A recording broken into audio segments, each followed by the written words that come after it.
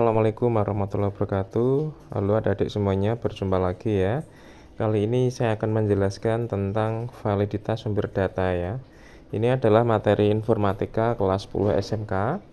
Nah, adik-adik ada yang tahu ya apa itu sumber data?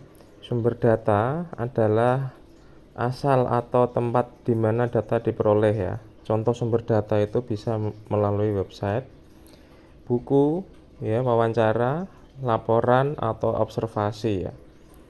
Kemudian cara memeriksa validitas sumber data itu seperti apa? Tentunya adalah apakah informasi terbaru dan masih relevan.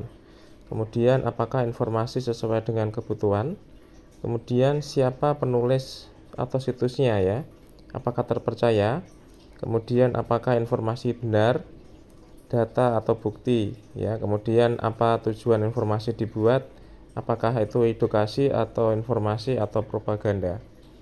Kemudian apa itu validitas sumber data? Nah, adik-adik, validitas sumber data adalah keabsahan, kebenaran dan keandalan data dari sumbernya dan dikatakan valid jika benar dan akurat, dapat dipercaya, relevan dengan kebutuhan, kemudian bersifat objektif dan berdasarkan fakta.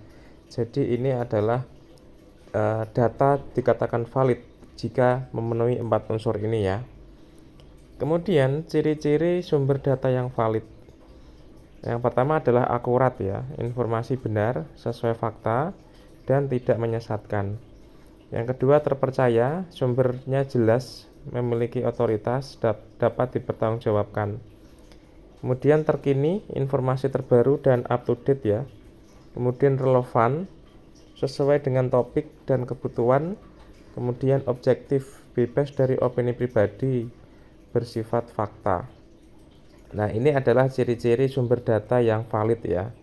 Kemudian kita cek lagi ya, manfaat memilih sumber data yang valid ya.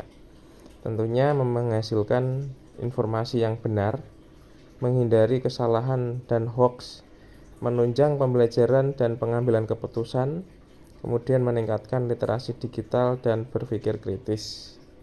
Kemudian ini adalah perbedaan hoax dan fakta ya.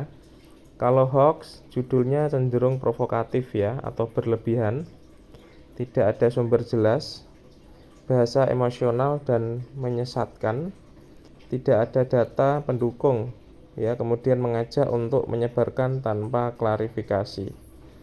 Tapi kalau fakta, judulnya sesuai isi, sumber jelas dan terpercaya, bahasa informatif dan netral, ada data atau bukti yang mendukung, tidak mengajak menyebarkan sebelum jelas ya, tidak mengajak menyebarkan sebelum jelas. Nah, ini contoh penerapannya ya, adik ya. Contoh penerapan sumber data ya. Yang pertama, sumber tidak valid ya. Jadi sumber tidak valid contohnya adalah akun media sosial tanpa nama jelas. Itu contoh tidak valid ya. Misalnya ada akun media sosial yang tidak lengkap identitasnya ya. Kemudian website tanpa penulis dan tanggal, informasi dari pesan berantai ya, forwardan ya. Jadi pesan yang disebarkan itu biasanya tidak valid ya. Kemudian artikel clickbait itu adalah link yang ditautkan di situs ya. Nah, sumber valid itu apa contohnya?